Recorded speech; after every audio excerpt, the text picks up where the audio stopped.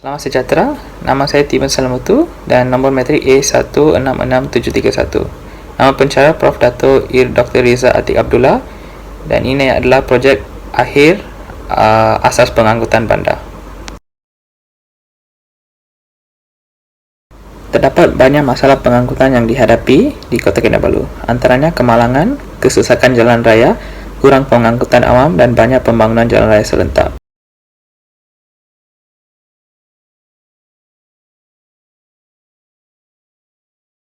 Pengangkutan yang dijalankan adalah setiap keluarga hanya boleh memiliki 2 kenderaan.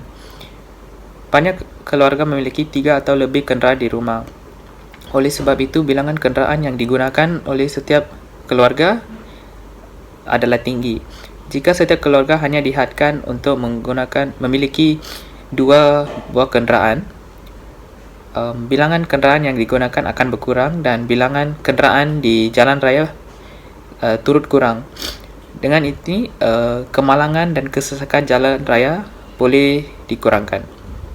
Seterusnya, penggunaan kenderaan peribadi untuk perkara harian di luar masa pergi dan balik kerja. Kesesakan dan kemalangan jalan raya banyak berlaku pada awal pagi dan petang, iaitu pergi kerja dan balik kerja. Pada waktu ini, banyak kenderaan peribadi untuk perkara harian juga digunakan.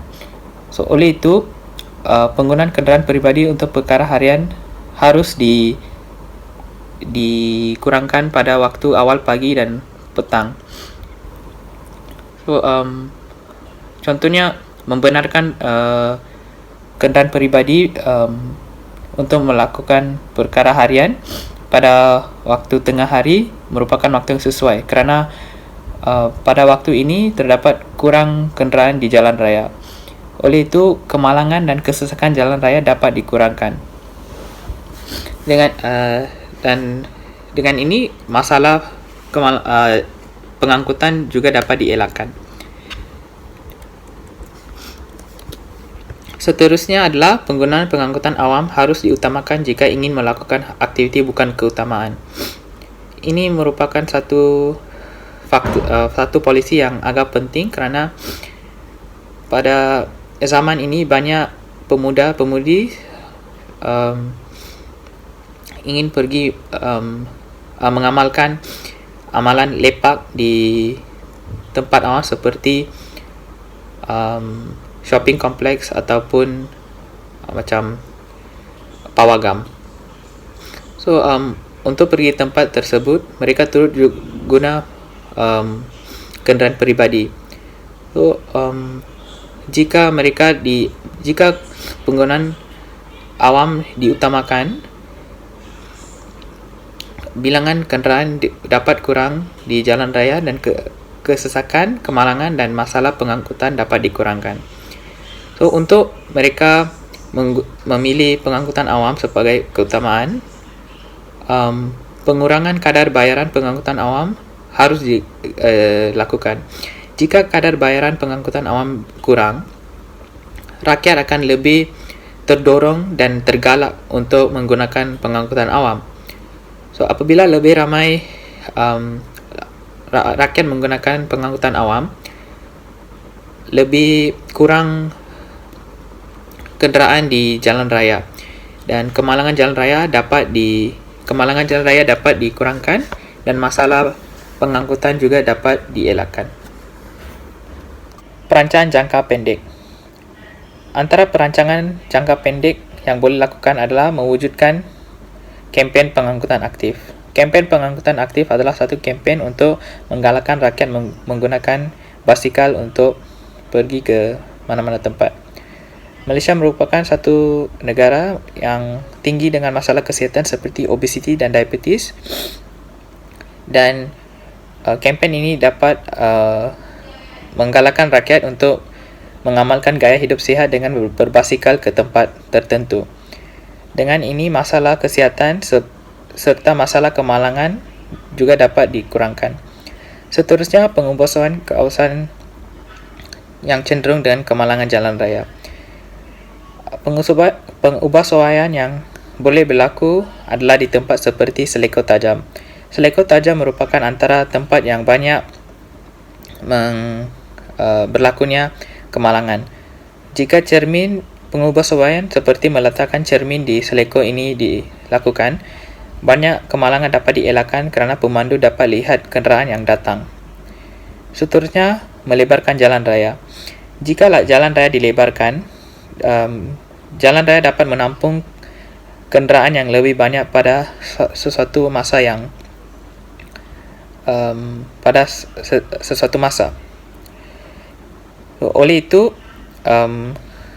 lebih banyak kenderaan boleh pergi di jalan raya dan sekatan adalah kurang kerana perjalanan kenderaan lebih lancar dengan jalan raya yang lebih lebar. Oleh itu, pelebaran jalan raya harus dilakukan. Seterusnya, menggalakkan rakyat kongsi kereta atau carpool. Rancangan ini adalah satu rancangan yang baik kerana apabila rakyat berkongsi kereta untuk pergi tempat yang sama, rakyat yang akan biasanya menggunakan 2 atau 3 kereta boleh pergi kerja dengan satu buah kenderaan saja. Ini dapat mengurangkan kemalangan jalan raya dan masalah jalan raya juga kerana terdapat lebih kurang kenderaan di jalan raya.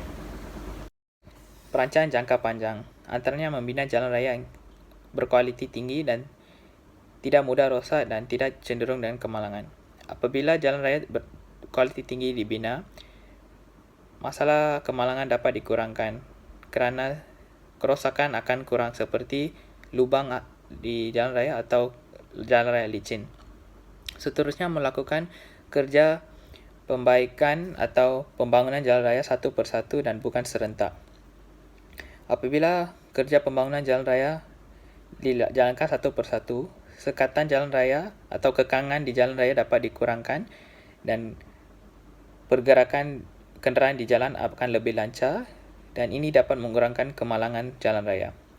Seterusnya, meningkatkan taraf sistem pengangkutan awam setaras antarabangsa. Kemudahan pengangkutan awam seperti MRT dan LRT yang sangat efisien di Kuala Lumpur harus diperkenalkan di Kota Kinabalu. Apabila kenderaan pengangkutan awam ini yang bertaraf antarabangsa diperkenalkan, rakyat akan lebih terdorong dan digalakkan untuk menggunakan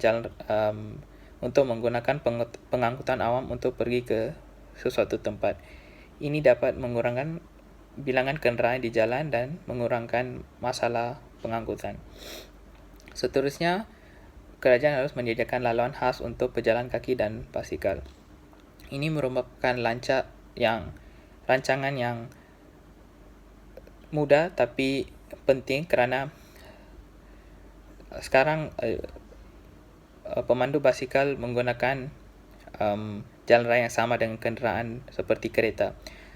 Kereta akan mengalami kesukaran untuk melihat basikal terutamanya pada waktu malam. Ini akan menyebabkan kemalangan jalan raya untuk meningkat.